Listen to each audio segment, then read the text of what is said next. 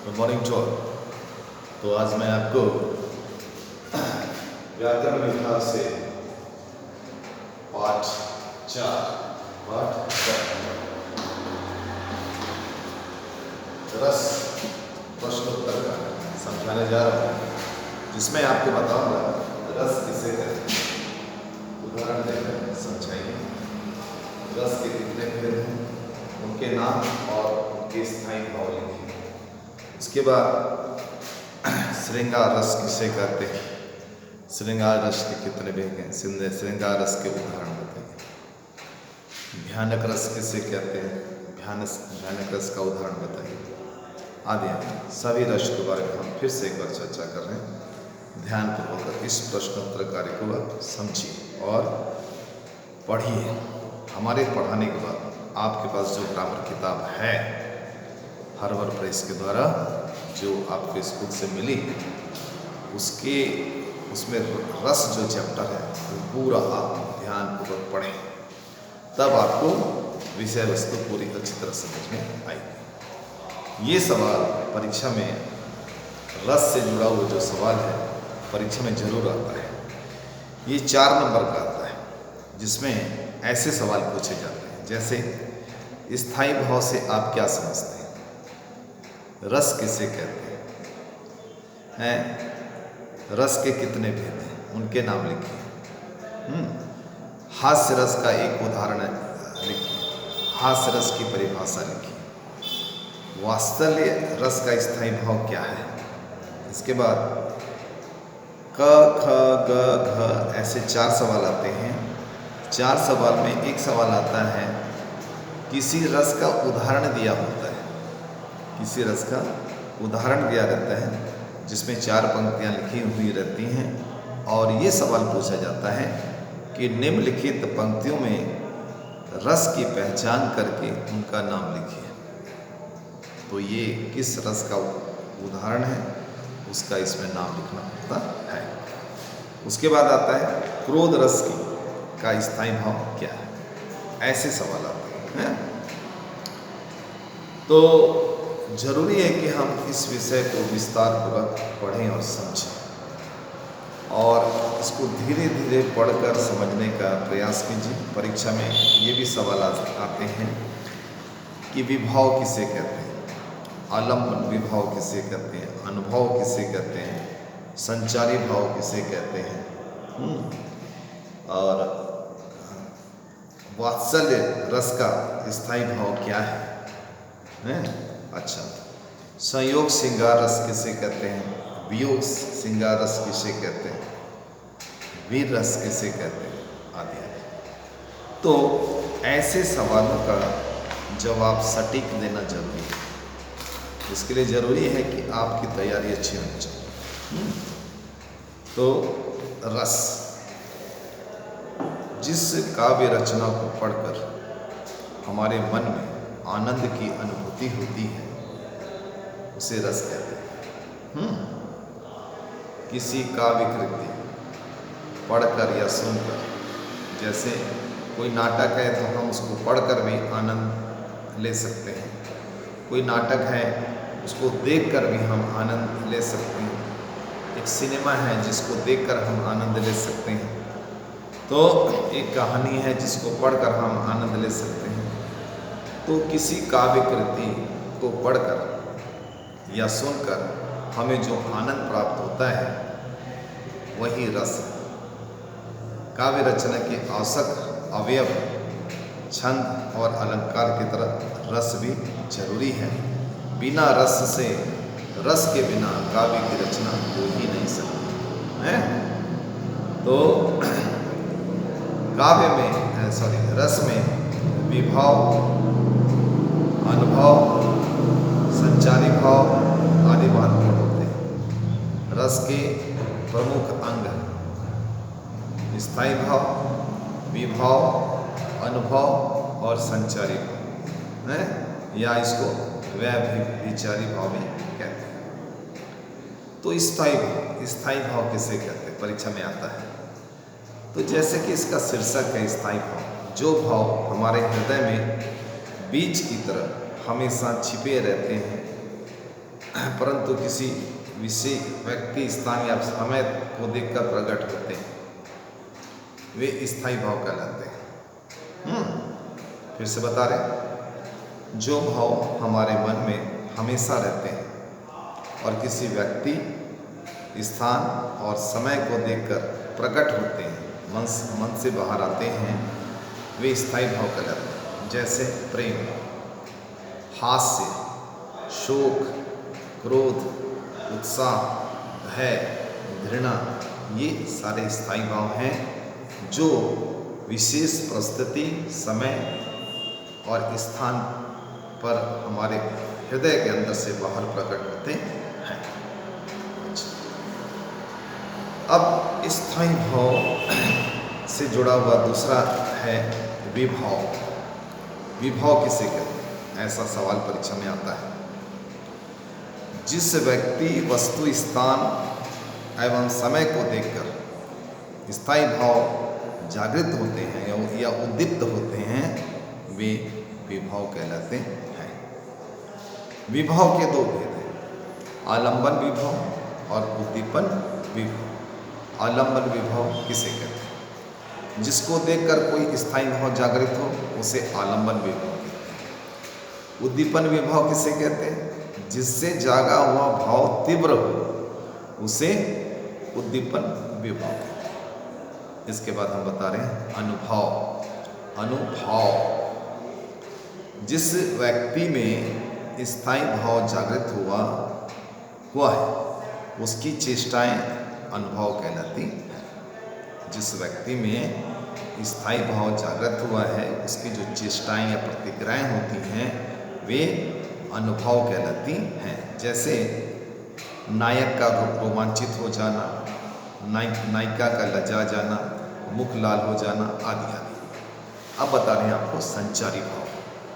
मन में संचरण करने वाले, आने जाने वाले। संचरण मतलब आने जाने वाले। जैसे किसी बच्चे को देखकर हमारे मन में उसके प्रति स्नेह भाव जागृत हो जाता है। कोई नौकर हमारा नुकसान कर दे तो हमारे अंदर क्रोध का भाव आ जाता है। तो इस प्रकार मन में आने जाने वाले जो भाव होते हैं वही संचारी भाव कहलाते हैं। जैसे हर्ष, विषाद, लज्जा, ग्लानि, चिंता, मोह, उत्सुकता, दीनता, जड़ता, भ्रम, आलस्य, स्मृति, स्वप्न, उन्माद, निद्रा आदि संचारी भाव कहलाते हैं। अब हम आपको बता रहे हैं रस के भेद और उनका स्थायी भाव। रस नौ प्रकार के माने गए हैं। पहला श्रृंगार रस। श्रृंगार रस का स्थायी भाव है रति या प्रेम। दूसरा है करुण रस। करुण रस का स्थायी भाव है शोक। तीसरा है वीर रस। वीर रस का स्थायी भाव है उत्साह। परीक्षा में जरूर आता है। श्रृंगार रस का स्थायी भाव क्या है, करुण रस का स्थायी भाव क्या है, वीर रस का स्थायी भाव क्या है, ऐसा सवाल आता है। और कभी कभी उल्टा भी बना देता है। कैसे?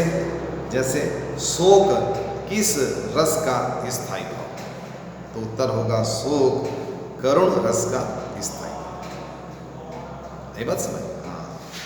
तो जैसे घृणा, घृणा किस रस का स्थायी भाव है, विभत्स रस का। शांत रस का स्थायी भाव है निर्वेद। हास्य रस का हास्य। रौद्र रस का स्थायी भाव क्रोध। भयानक रस का स्थायी भाव भय। अद्भुत रस का स्थायी भाव विस्मय। वात्सल्य रस का स्थायी भाव वत्सल। और भक्ति रस, ये एक नए प्रकार का रस जुड़ा है, अभी इसमें साहित्य में जुड़ा है, ये भक्ति रस।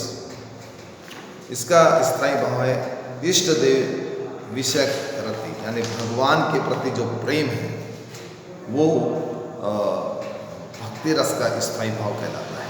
ये रस वर्तमान समय में जो प्रकाशित नई किताबें प्रकाशित हो रही हैं उसमें ये रस दिया हुआ है। पुरानी किताबों में ये भक्ति रस नहीं है। तो आज पहले भक्ति रस की ही थोड़ा चर्चा कर लेते हैं आपके साथ। भक्ति रस किसे कहते हैं? जब भक्त के मन में ईश्वर के प्रति भक्ति भाव पैदा होता है। जब भक्त के मन में ईश्वर के प्रति भक्ति भाव पैदा होता है तब उसे भक्ति रस कहते हैं। और इसका स्थायी भाव है इष्ट देव से रति, यानी जिसकी हम पूजा अर्चना करते हैं उसके प्रति हमारा जो प्रेम या होता है वह भक्ति रस के अंतर्गत आता है। जैसे मेरे तो गिरधर गोपाल दूसरा ना कोई, मेरे तो गिरधर गोपाल दूसरो ना कोई, जाके सिर मोर मुकट मेरो पति सोई। साधुन संग बैठी बैठी लोक लाज कोई, अब तो बात फैल गई जानत सब कोई। असवन जल सींची सींची प्रेम बेली बोई, मारो को लगन लागी होनी कोई सुख हुई। तो इसमें मीराबाई अपने भगवान श्री कृष्ण के प्रति अपनी भक्ति का परिचय देती है। मेरे तो गिरधर गोपाल दूसरा ना कोई, इस संसार में मेरा सब कुछ भगवान कृष्ण है।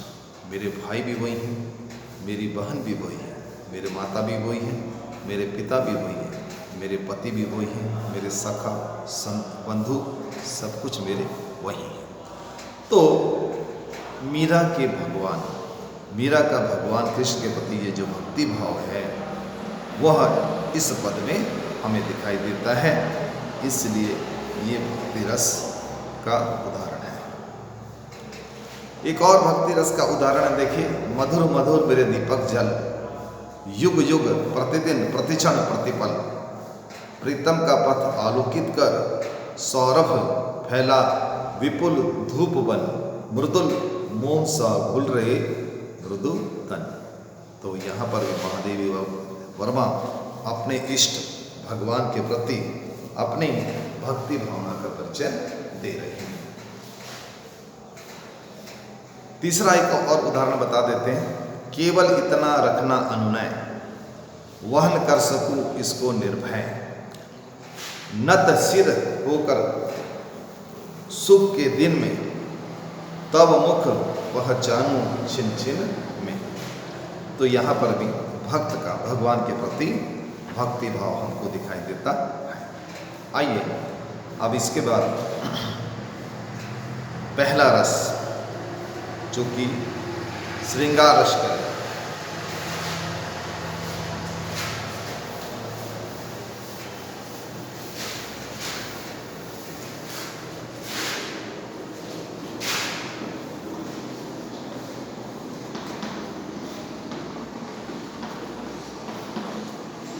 श्रृंगार रस किसे कहते हैं और उदाहरण से बताइए, और श्रृंगार रस के कितने भेद होते हैं इसको बताओ।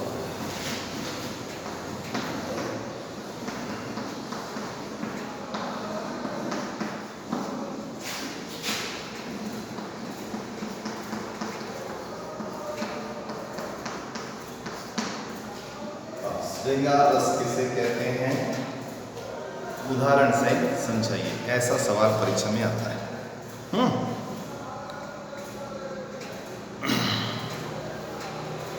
जब किसे कहते हैं, जब नायक या नायिका के मन में, पति या पत्नी के मन में एक दूसरे के प्रति प्रेम भाव जागृत होता है, वहां पर श्रृंगार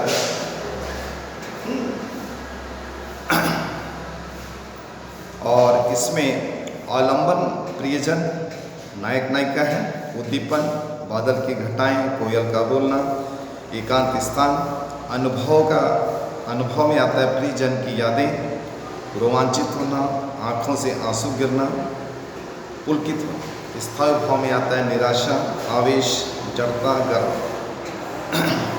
उदाहरण देखिए, स्थायी रस श्रृंगार रस उदाहरण क्या है बता।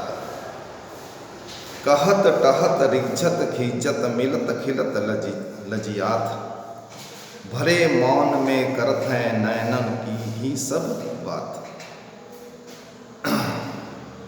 नायिका नायक को देखकर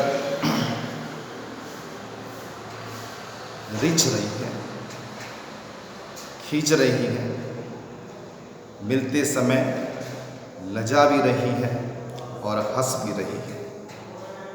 कहना बहुत कुछ चाहती है, परंतु अपने नैनों की भाषा से, अपने प्रिय पात्र से वह सारी बातें कह रही है, मुख से, वाणी से कुछ नहीं कहती।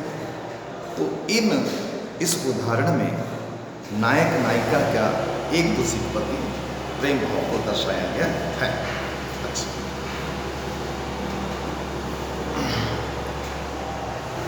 श्रृंगार उसके दो भेद होते हैं, संयोग श्रृंगार और वियोग श्रृंगार। ये संयोग श्रृंगार क्या है? संयोग यानी मिलन और वियोग यानी विछड़ना है, दूर होना। तो जब नायक नायिका मिलते हैं, मिल जाते हैं, वहाँ पर संयोग श्रृंगार। जहाँ पर नायक नायिका बिछड़ जाते हैं, वहाँ पर वियोग श्रृंगार होता है।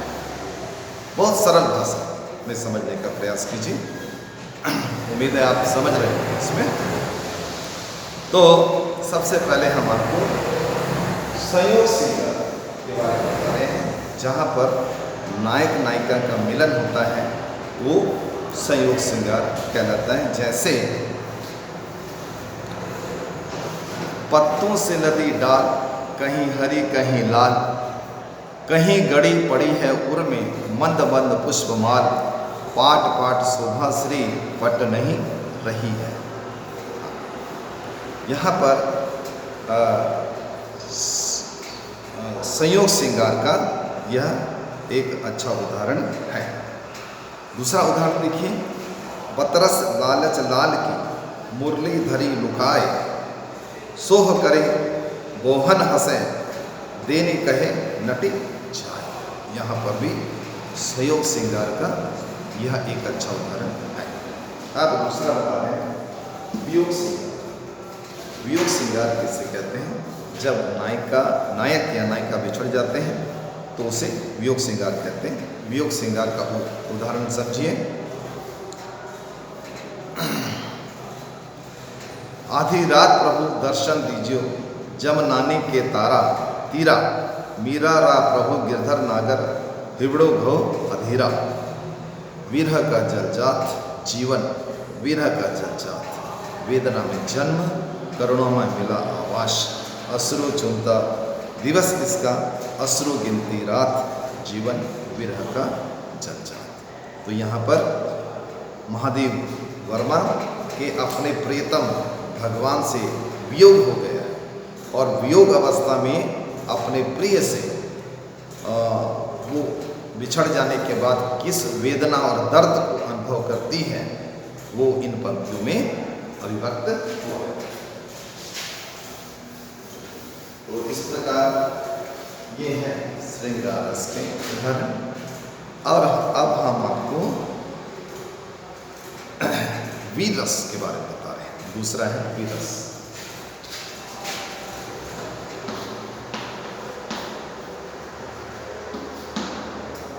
वीर रस किसे कहते हैं और वीर रस का स्थायी भाव? पहले वीर रस किसे कहते हैं उसको समझें। विभाव, अनुभव, संचारी भाव से पुष्ट होकर उत्साह नामक भाव जो हमारे मन में जागृत होता है वहाँ पर वीर रस होता है। और वीर रस का स्थायी भाव है उत्साह। परीक्षा में बहुत आता है वीर रस का स्थायी भाव क्या है, या ऐसा पूछता है उत्साह किस रस का स्थायी भाव। तो दोनों प्रकार से प्रश्न आते हैं। तो वीर रस का स्थायी भाव उत्साह है, जिसमें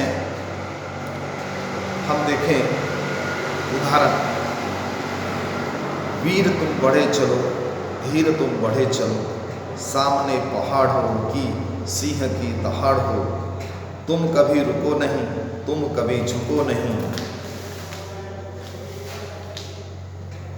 झुको नहीं। तो इन पंक्तियों में वीर रस का भाव है, उत्साह है। वीरों को संबोधित करते हुए उनके अंदर उत्साह का भाव जागृत करते हुए कवि कहते हैं वीर तुम बढ़े चलो, धीर तुम बढ़े चलो, सामने पहाड़ हो कि सिंह की दहाड़ हो, तुम कभी रुको नहीं, तुम कभी झुको नहीं। तो कवि ने इन पंक्तियों में वीरता का भाव पैदा किया है, वीरता के भाव का वर्णन किया है, इसलिए ये वीररस का उदाहरण है। दूसरा उदाहरण देखिए वीररस का।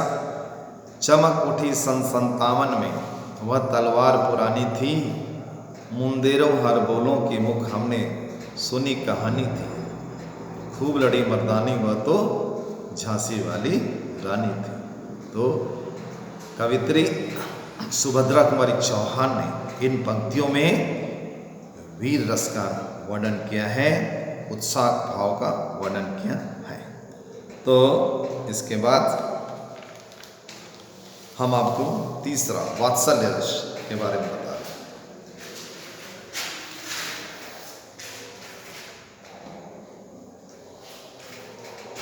वात्सल्य रस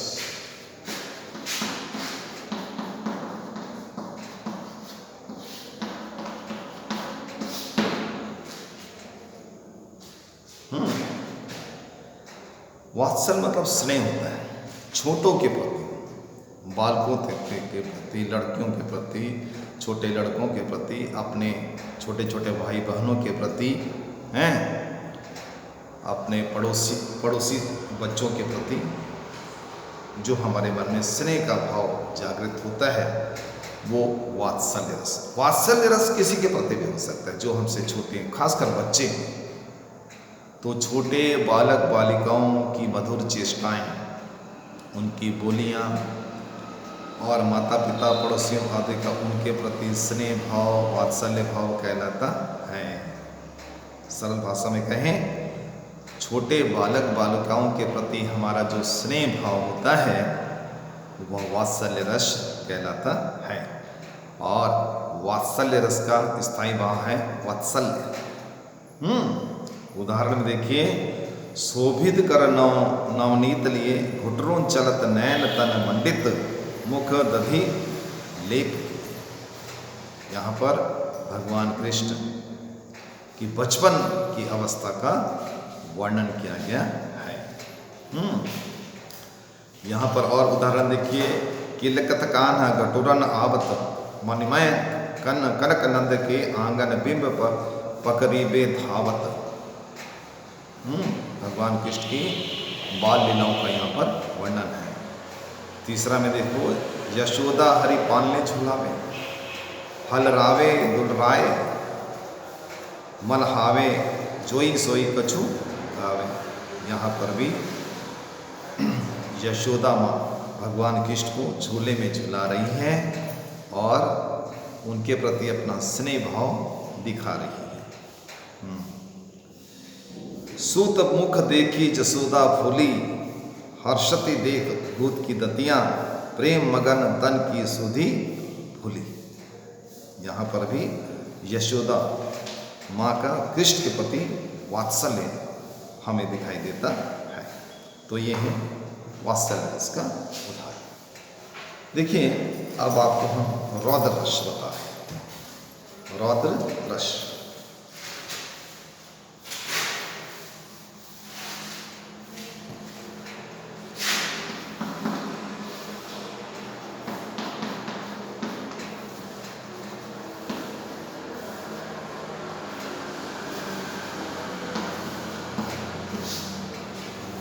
रौद्र रस किसे, इसका उदाहरण देकर समझें।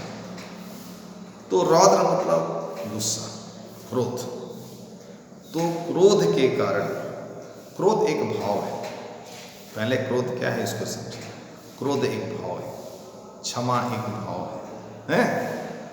तो क्रोध के कारण हमारी इंद्रियां, हमारा चेहरा, हमारा शरीर पर जो प्रभाव पड़ता है और उससे जो स्थायी भाव उत्पन्न होता है वो क्रोध रस कहलाता है। क्रोध के कारण उत्पन्न इंद्रियों की प्रबलता क्रोध रस कहलाती है। किसी दुश्मन के प्रति हमारा क्रोध भाव जागृत होता है। किसी अपकारी के प्रति जो हमारा नुकसान कर देता है उसके प्रति हमारा क्रोध का भाव जागृत होता है। किसी व्यक्ति या वस्तु के प्रति जो घृणा, घृणा नहीं कह सकते उसमें, असाधारण अपमान हो सकता है। प्रतिशोध के कारण से किसी के प्रति भी प्रतिशोध के कारण से भी हमारे मन में रौद्र उत्पन्न होता है। रौद्र रस का स्थायी भाव है क्रोध। ये भी परीक्षा में बहुत आता है, क्रोध किस रस का स्थायी भाव है? तो उत्तर होगा क्रोध रौद्र रस का स्थायी भाव है। ऐसा सवाल भी आता है, तो रौद्र रस का स्थायी भाव क्या है? तो उत्तर होगा रौद्र रस का स्थायी भाव क्रोध है। ठीक है, इसका उदाहरण देखिए। उस काल मारे क्रोध के तन कांपने उनका लगा, मानो हवा के जोर से सोता हुआ सागर जगा। मुख बाल रवि समलाल होकर ज्वाल सा बोधित हुआ, परलार्थ उनके मिस वहाँ क्या काल ही क्रोधित हुआ। तो अभिमन्यु को मारने वाला जयद्रथ के प्रति अर्जुन का क्रोध भाव यहाँ पर हमको दिखाई देता है। तो दूसरा उदाहरण देखिए।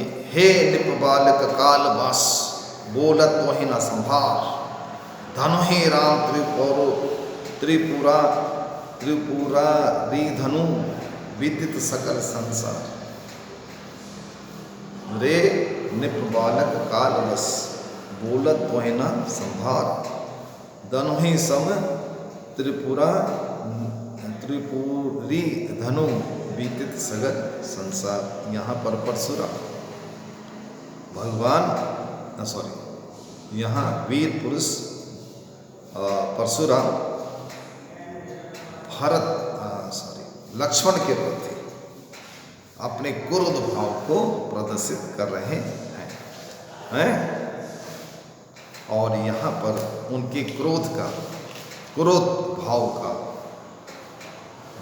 भाव प्रकट हुआ है। उसके क्रोध के दर्शन हमको यहाँ हो रहे हैं, इसलिए ये रौद्र रस का सटीक उदाहरण है।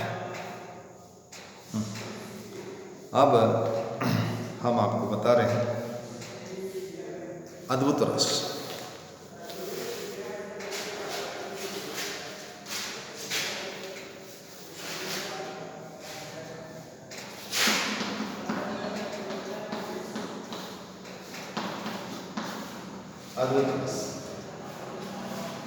अद्भुत रस का स्थायी भाव देखिए विस्मय। अद्भुत रस का स्थायी भाव है विस्मय। अद्भुत रस किसे कहते हैं? किसी असाधारण, अलौकिक या आश्चर्यजनक वस्तु, दृश्य, घटना को देखकर हमारे मन में चकित होने का भाव उत्पन्न होता है। इसी को अद्भुत रस कहते हैं। अद्भुत रस का स्थायी भाव विस्मय है। विस्मय का अर्थ है आश्चर्य। तो फिर से बता रहे हैं, अद्भुत रस किसे कहते हैं? किसी असाधारण, अलौकिक या आश्चर्यजनक वस्तु, दृश्य, घटना आदि को देखकर हमारे मन में जो भाव उत्पन्न होते हैं वह अद्भुत रस कहलाता है। अद्भुत रस का स्थायी भाव है विस्मय या आश्चर्य। अखिल भुवन चर अचर सब, हरि मुख में लखी मात, चकित भई गदगद वचन, विकसित दृग पुलकात। तो माँ यशोदा ने एक दिन बाल कृष्ण को नहलाते समय उसके मुख के अंदर, उनके मुख के अंदर सकल संसार, पूरे संसार को उन्होंने देखा। बाल कृष्ण को एक दिन नहलाते समय माँ यशोदा ने भगवान कृष्ण जो बाल अवस्था में हैं, बाल रूप में हैं, उनके मुख के अंदर पूरे संसार की हलचल को जब देखी, पूरे संसार का रूप जब उसने देखा, तो वो आश्चर्यचकित रह गई, रोमांचित हो गई, गदगद हो गई, आश्चर्यचकित। तो ये अद्भुत रस का एक सटीक उदाहरण है।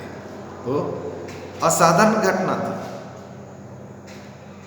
बालक कृष्ण के मन में पूरे संसार के दर्शन कर लेना, संसार का हो जाना, संसार का दृश्य दिखाई देना, माँ यशोदा के लिए चकित कर देने वाला, आश्चर्यचकित कर देने वाला भाव है।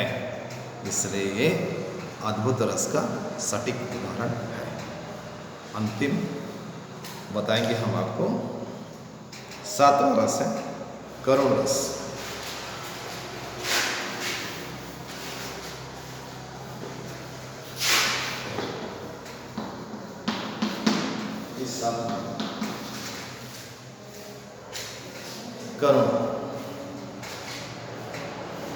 करुणा का भाव पैदा हो।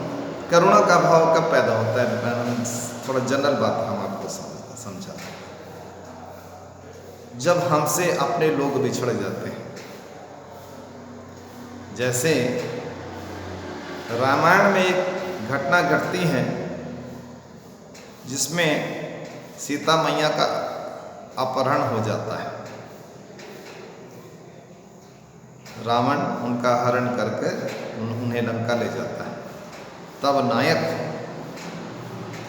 राम के मन में जो करुणा का भाव पैदा होता है, अपनी प्रिय पत्नी के वियोग से, अपनी प्रिय पत्नी के वियोग से, सीता के वियोग से उनके मन में जो दर्द, जो पीड़ा, जो कष्ट अनुभव होता है, वह करुण रस के अंतर्गत आता है। तो अपने प्रिय के प्रति जो विलाप होता है, अपने प्रिय जन के प्रति, चाहे वो नायक हो चाहे वो नायिका है, यदि कोई नायिका नायक से बिछड़ जाती है, कोई परिस्थितियोंवश, कोई मजबूरीवश, तो उस समय उसके मन में अपने नायक को याद करके जो दर्द होता है, जो पीड़ा होती है, वियोग अवस्था में जो कष्ट होता है, वो करुण रस का भाव पैदा करता है, वह करुण रस होता है। तो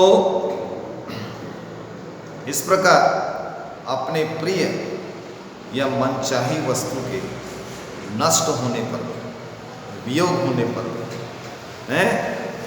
इस रस की उत्पत्ति होती है। जनरली नष्ट होने पर होता है। जैसे प्रिय चीज, एक माता के पुत्र का असमय मौत हो जाना। एक माँ है जिसका एक ही बेटा, इकलौता पुत्र है, और उसकी अकाल मौत हो जाती है, तो माँ के हृदय में जो दर्द होता है, जो दुख होता है, जो करुणा होती है, वो करुण रस कहलाता है। समझे? या देखिए, एक भिखारी की दुर्दशा देखिए, किस प्रकार एक भिखारी सड़क पर आ रहा है, वह आता, दो टूक कलेजे के करता, पछताता, पद पर आता, पेट पेट दोनों मिलकर हैं एक, चल रहा लकुटिया टेक, मुट्ठी भर दाने को, भूख मिटाने को, मुंह फटी पुरानी झोली को फैलाता। वह आता, दो टूक कलेजे के करता, पछताता, पथ पर आता। तो यहाँ पर हम क्या देख रहे हैं? यहाँ पर हम एक दीनहीन भिखारी की दुर्दशा को देख रहे हैं, और उसकी दुर्दशा को देखकर हमारे मन में करुणा का भाव उत्पन्न हो रहा है। तो अपने प्रिय मनचाही वस्तु के नष्ट हो जाने पर या नुकसान होने पर जो मन में संवेदना उत्पन्न होती है, करुणा उत्पन्न होती है, वो करुण रस होता है। करुण रस का स्थायी भाव है शोक। परीक्षा में आता है, करुण रस का स्थायी भाव क्या है? उत्तर होगा, करुण रस का स्थायी भाव शोक है। ऐसा भी सवाल आता है, शोक किस रस का स्थायी भाव है? उत्तर होगा शोक करुण रस का स्थाई। ठीक है। अब हास्य रस, आठवां है हास्य रस।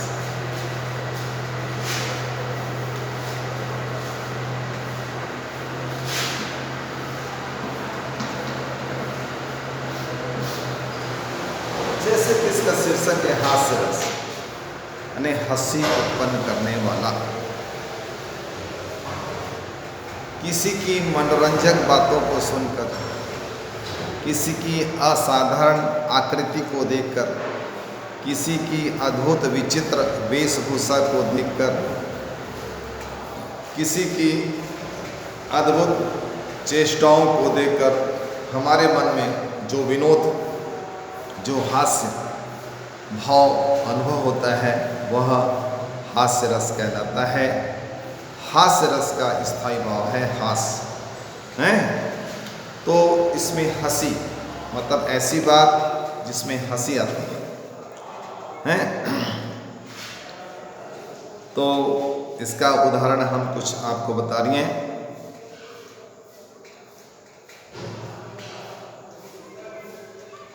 तंबूरा ले मंच पर बैठे प्रेम प्रताप, साज मिले 15 मिनट घंटा भर आलाप। साज मिले 15 मिनट घंटा भर आलाप, घंटा भर आलाप, राग में मारा गोता, धीरे धीरे खिसक चुके थे सारे श्रोता। तो इन पंक्तियों में हास्य रस का भाव हमको दृष्टिगत होता है या दिखाई देता है। कुछ और हास्य रस के उदाहरण हैं जो हम आपको बता रहे हैं। इसको थोड़ा सा समझने का, देखने का प्रयास कीजिए उसमें क्या दिया है। नाक पकोड़ा सी लगे रंग बिरंगे गाल, सूरत है लंगूर सी बंदर जैसी चाल। इसमें भी हमको हास्य रस का भाव दिखाई देता है। तो ये है हास्य रस और उसके कुछ अन्य उदाहरण। अब 9 नंबर 9 भयानक रस।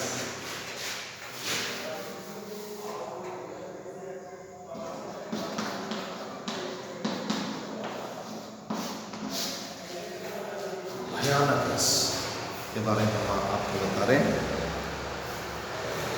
डर उत्पन्न कर, भयानक यानी डर उत्पन्न कर। जैसे अचानक सांप को देखकर हम डर जाते हैं, जंगल में अचानक शेर हमारे सामने आ जाए तो हम डर जाते हैं। तो डर उत्पन्न करने वाली परिस्थिति, डर उत्पन्न करने वाली परिस्थिति या व्यक्ति को देखने या सुनने या कल्पना करने मात्र से जो मन में डर का भाव पैदा हो जाता है उसे भयानक रस कहते हैं। और भयानक रस का स्थायी भाव है भय। परीक्षा में आता है भय किस रस का स्थायी भाव है, तो भय भयानक रस का स्थायी भाव है। जैसे ऊंची काली दीवारों के घेरे में, डाकू चोर बटमारों के डेरे में, जीने को देते नहीं पेट भर खाना, मरने भी देते नहीं तड़प कर रह जाना। जीवन पर अब दिन रात कड़ा पहरा है, शासन है या तम का अंधेरा है। शासन है या तम का प्रभाव गहरा है।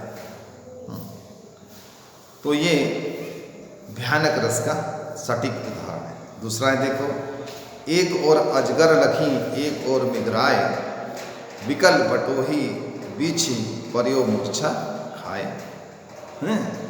ये भी भयानक रस का एक सटीक उदाहरण है। अब अंतिम में देखो विभत्स रस।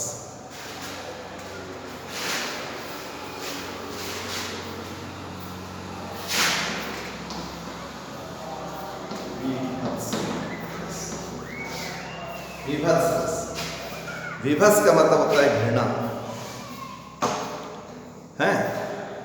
घृणा जनित वस्तु को देखकर, जैसे किसी मुर्दे को देखकर, किसी मांस के टुकड़े को देखकर, किसी मुर्दे को देखकर, किसी खून को देखकर हमारे मन में क्या है, घृणा का भाव। गंदगी को देखकर हमारे मन में घृणा का भाव उत्पन्न होता है। विभत्स रस का स्थायी भाव है घृणा। तो घृणित वस्तु को देखकर हमारे मन में जो भाव उत्पन्न होता है वह विभत्स रस कहलाता है।